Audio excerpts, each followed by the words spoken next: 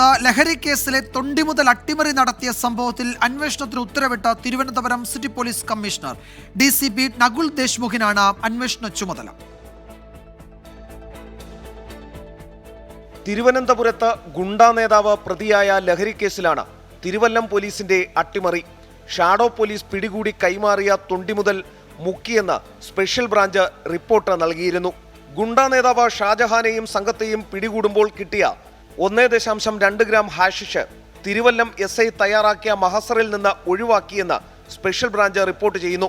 0.66 gram MDMA ഉണ്ടായിരുന്നത് മാറ്റി 0.6 ഗ്രാമായും പിടിച്ചെടുത്ത 2 കാറുകൾ ഒരെണ്ണമായും മഹസറിൽ രേഖപ്പെടുത്തി.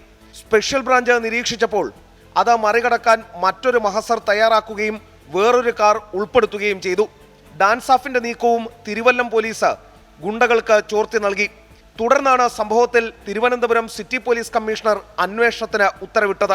മഹസർ തയ്യാറാക്കിയ SI തോമസിനോട് വിശദീകരണം തേടിയിട്ടുണ്ട്.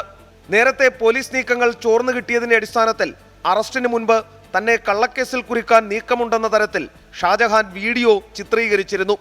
ചൊവ്വാഴ്ച രാത്രിയാണ് ഷാഡോ പോലീസ് എയർ റൈഫിൾ ഉൾപ്പെടെ പ്രതികളെ പിടികൂടി തിരുവല്ലം പോലീസിന് കൈമാറിയത്. ശ്രീകാന്ത്, 24, തിരുവനന്തപുരം.